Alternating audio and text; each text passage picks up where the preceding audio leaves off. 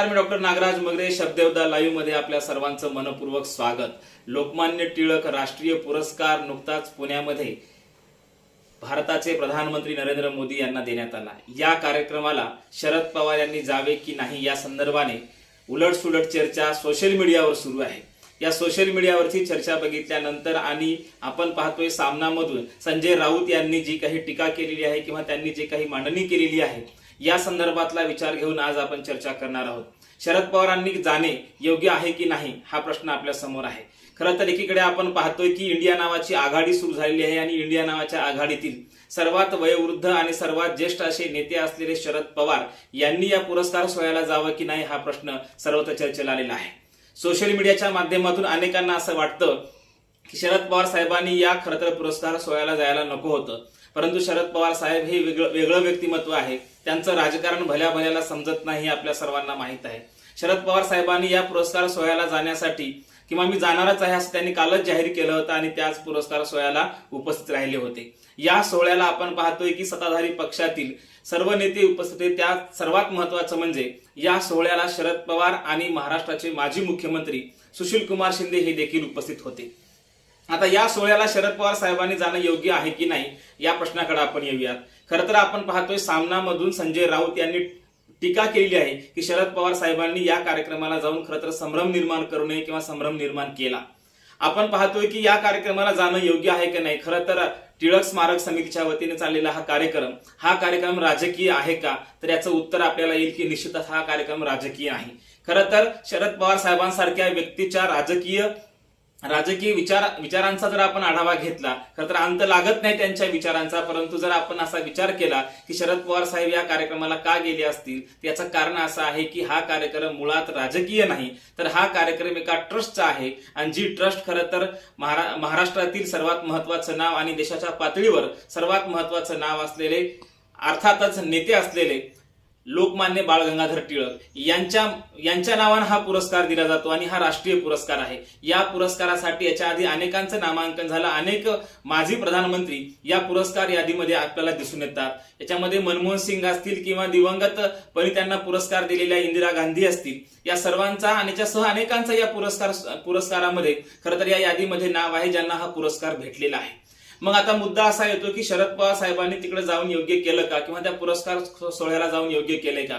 खरं तर शरद पवार साहेबांचा राजकीय विचार भल्याभल्यांच्या लक्षात येत नाही, परंतु आपण जर असं पाहिलं की हा कार्यक्रम जर राजकीय नसेल तर या सोहळ्याला जाणं योग्यच आहे. कारण एकूण आपण पाहतोय की महाराष्ट्रातलं सर्वात मोठं नाव किंवा ज्येष्ठ नाव असलेले शरद पवार, कदाचित त्या ट्रस्टला असं वाटलं असावं की त्यांच्या उपस्थितीत आणि त्यांच्या हस्ते हा पुरस्कार देणं योग्य राहील आणि म्हणून कदाचित या पुरस्कार सोहळ्याच्या प्रमुख उपस्थितीमध्ये त्यांचं नाव आलेलं असावं. आणि मग या सोहळ्याला गेल्यानंतर प्रतिक्रिया काय आलेल्या आहेत, तर अनेक वेळा आपण पाहतो की शरद पवार साहेबांच्या बाबतीमध्ये बऱ्याच वेळा असं म्हटलं जातं की त्यांनी मध्यंतरी 4 वर्षापूर्वी आपण पाहतो की हल्लाबोल यात्रा या कार्यक्रमामधून छगन भुजबळ यांचा सन्मान करत असताना त्यांनी छगन भुजबळ यांच्या डोक्यावर पुणेरी पगडी न ठेवता त्यांनी फुले पगडी ठेवली होती. फुले पगडी वर्सेस पुणेरी पगडी असा वाद महाराष्ट्रानं 4 वर्षापूर्वी बघितला होता. खरं तर हा वाद जुनाच आहे, परंतु आज आपण जेव्हा पाहतो की त्या सोहळ्यामध्ये जेव्हा ते उपस्थित राहतात, खरं तर पुणेरी पगडी आपण जेव्हा पाहतो ही टिळकांची पगडी आहे आणि या कार्यक्रमाला ते सन्मानपूर्वक उपस्थित राहतात.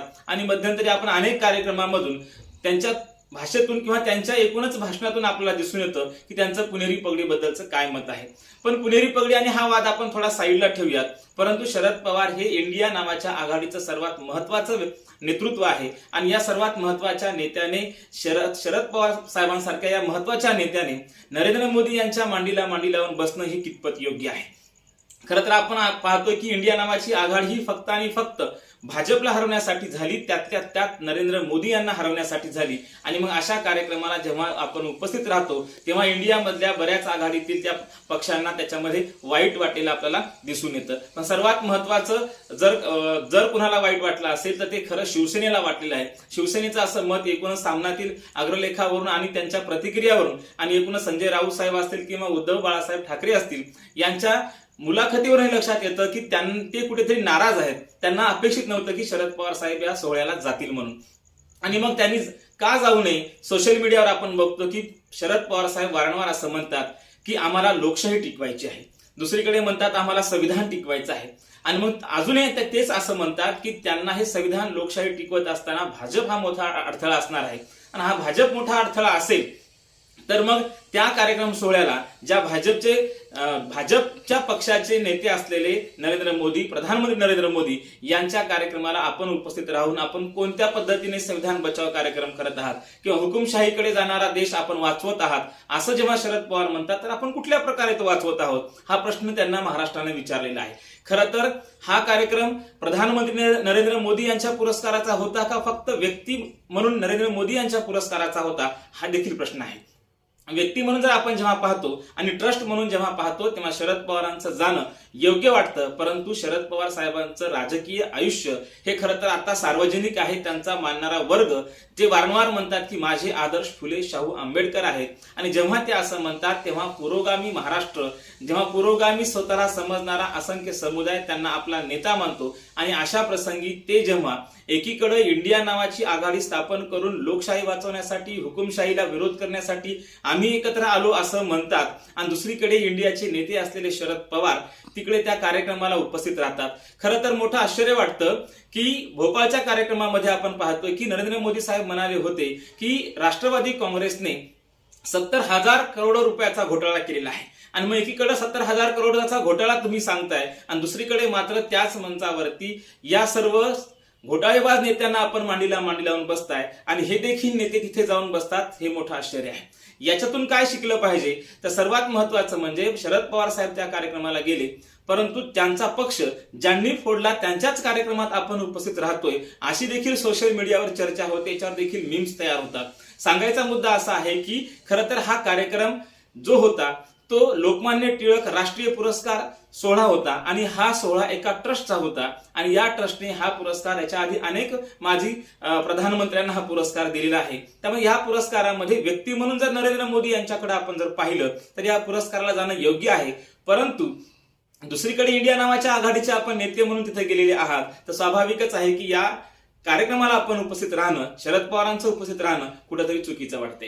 म्हणजे याच्यातून आपल्याला एक लक्षात येतं की राजकारणामध्ये हे सर्व नेते असतात, तर हे सर्व नेते यांचा विचार हा खरं तर सर्वसामान्य माणसाच्या डोक्याच्या वरचा विचार असतो. एकीकडे आपण पाहतो की पुरोगामी म्हणून लोकशाहीचं समर्थन करायचं, संविधानाचं समर्थन करायचं, आणि दुसरीकडे त्यांना ज्यांच्या विरोधामध्ये आपण इंडिया नावाची आघाडी उभी करतो आणि त्याच आघाडी सोबत जाऊन त्यांच्याच नेत्यांच्या मांडीला लावून बसायचं, हे कुठेतरी विरोधाभासी वाटतं. आणि म्हणून याच्यातून फक्त सर्वसामान्य कार्यकर्त्यांनी, सर्वसामान्य माणसांनी, लोकांनी एकच धडा घेतला पाहिजे की राज्यकर्त्यांच्या विधानांवरती फारसा विश्वास ठेवून आपल्यातले मतभेद हे वाढवायचे नाही किंवा मतभेद निर्माण करायचे नाही, एवढीच आपण काळजी घेणं आपल्या हातामध्ये आहे. खरं तर राजकारणामध्ये पुरोगामी, प्रतिगामी, वैचारिक असं काही नसतं. राजकारण हे शुद्ध राजकारण असतं. कोण कोणासोबत कधी राहील हे काही सांगता येत नाही. येत्या काळामध्ये राष्ट्रपती पदाचे उमेदवार शरद पवार साहेब असतील आणि नरेंद्र मोदी साहेब त्यांना पाठिंबा देतील,